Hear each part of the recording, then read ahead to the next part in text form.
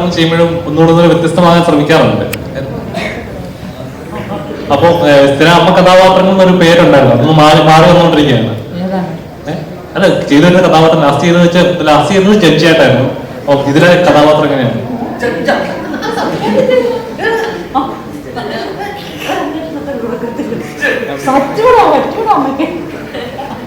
വിശ്വാസം വരത്തില്ല. ഭയങ്കര സീരിയസ് കണ്ടു ഞാൻ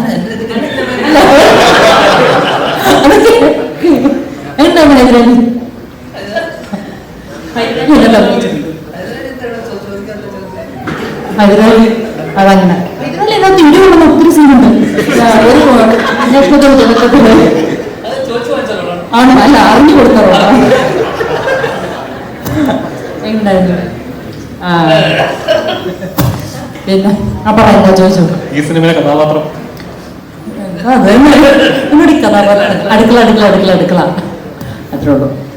അല്ല, എപ്പോഴും നമ്മൾ സംസാരിച്ചപ്പോൾ പറഞ്ഞു കേട്ടിട്ടുണ്ട്, എനിക്ക് വേറൊരു കഥാപാത്രം ചെയ്യാൻ താല്പര്യമുണ്ട്. ഇന്ന് ഈ അടുക്കള പുറത്തല്ലേ അമ്മ കഥാപാത്രം ഇന്റർവ്യൂ പ്രസംഗിക്കാണ്. അതായത് സ്ഥിരം കഥാപാത്രം പോലെ അമ്മ കഥാപാത്രം എന്നുള്ള അടുക്കളപ്പുറത്ത് മാത്രം നിൽക്കുന്ന കഥാപാത്രങ്ങളല്ലാതെ എനിക്ക് വേറെ എന്നോട് പറഞ്ഞേ ചേച്ചി ഇങ്ങനെ ചെയ്താൽ മതിയോ, കഥാപാത്രം മാറ്റിച്ചുണ്ട് ആഗ്രഹം കിട്ടണ്ട. നമുക്ക് ഡിമാൻഡ് ഇടാൻ പറ്റത്തില്ല. നമ്മൾ തുടക്കത്തിൽ നമുക്ക് കിട്ടുന്ന കഥാപാത്രത്തിൽ എന്തെങ്കിലും വ്യത്യസ്തത ഉടനെ നോക്കണം. ഇപ്പൊ കുറച്ച് മുമ്പ് എൻ്റെ കൂടെ എനിക്ക് വില്ലവേഷമൊക്കെ കിട്ടും, പക്ഷെ നമുക്ക് ഈ അടുക്കളയിൽ ചോറിനകത്ത് വിഷം ഒഴിച്ചിട്ടുണ്ട്, അതെനിക്ക് എന്താ വീണ്ടും വരാൻ പോകുന്നത്. അങ്ങനെയൊക്കെ വരാൻ ചാൻസ് ഉണ്ടോന്ന് പറഞ്ഞായിരുന്നു. പിന്നെ നിങ്ങൾ മുമ്പ് ചോദിച്ചിട്ടുണ്ടായിരുന്നു ഈ മീഡിയയിലെ നിങ്ങളുടെ ക്യാപ്ഷൻ ഒന്ന് വൃത്തിയാക്കുവാണെങ്കിൽ ഞങ്ങൾക്ക് കിട്ടുന്ന പൊടിയും പൊടിയും വീട്ടിലിരിക്കുന്നത് തുമ്മലും പറയും. ക്യാപ്ഷൻ ഇതൊന്ന് വൃത്തിയാക്കി അത് നിങ്ങൾ എല്ലാവരും കിട്ടിയ സമയത്താണെന്ന് പറയാം. ക്യാപ്ഷൻ അത് നോക്കിട്ട് കാണുന്നത് തെരുവ് അവരുടെ അങ്ങനെയുള്ള ആൾക്കാർ കാണത്തില്ല. നമ്മളങ്ങനെ വരത്തില്ല. ഞാൻ ഇതേ ജോലി ചെയ്യണം, ഞാനും അങ്ങനെയൊക്കെ തമ്മിലുണ്ട്. ഇച്ചിരിയൊക്കെ പറ പ്രശാന്തിനോട്. ചേട്ടാ, ഈ സിനിമയിലെ കഥാപാത്രം കുറച്ച് വില്ലനാണോ? അത് ക്യാരക്ടേഴ്സ് വരുമ്പോഴത്തേക്ക് ഫൈനലി ചേച്ചി പറഞ്ഞാലുള്ള എനിക്ക് കിട്ടുന്ന ക്യാരക്ടേഴ്സ് ചൂസ് ചെയ്തെടുക്കാൻ പറ്റില്ലല്ലോ. നമുക്ക് വരുന്ന എന്താണ് അത് ചെയ്യാന്നുള്ളതാണ് എന്റെ പ്രോബ്ലം. അപ്പൊ ഇതിനകത്തും സാഹചര്യ കാരണം ഒരു ആന്റി വില്ലൻ തുടങ്ങി ആന്റി ഹീറോ ഐറ്റംസാണ് വന്നിരിക്കുന്നത്.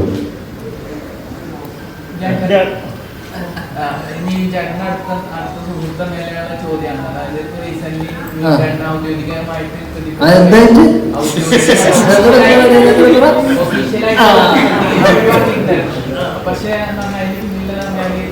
സ്ത്രീയെ കേസ് കൊടുത്ത സ്ത്രീക്കെതിരെ യാതൊരു ന്യൂസും വരുന്നില്ല, അതിനെ കുറിച്ച് യാതൊരു ചർച്ചകളും നടത്തുന്നില്ല. എന്തുകൊണ്ടാണ് എനിക്കറിയാം. അതെന്തുകൊണ്ടായിരിക്കും നിനക്കുന്നത്?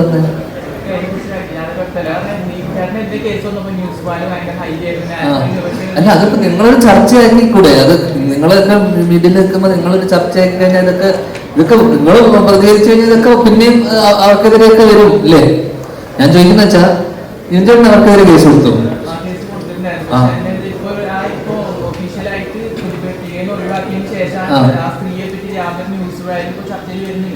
അല്ല, അതിപ്പോ എന്തായാലും അത് എന്റെ ഇപ്പൊ നിവിന്റെ ഇതായതുകൊണ്ട് തന്നെ കുറച്ച് സമയം എടുത്തല്ലോ, ഗ്യാപ്പ് വന്നല്ലോ. ഞാൻ ശേഷം ഇപ്പം ക്ലീൻ ചിറ്റ് കൊടുത്തത് കുറച്ച് കഴിഞ്ഞിട്ടല്ലേ.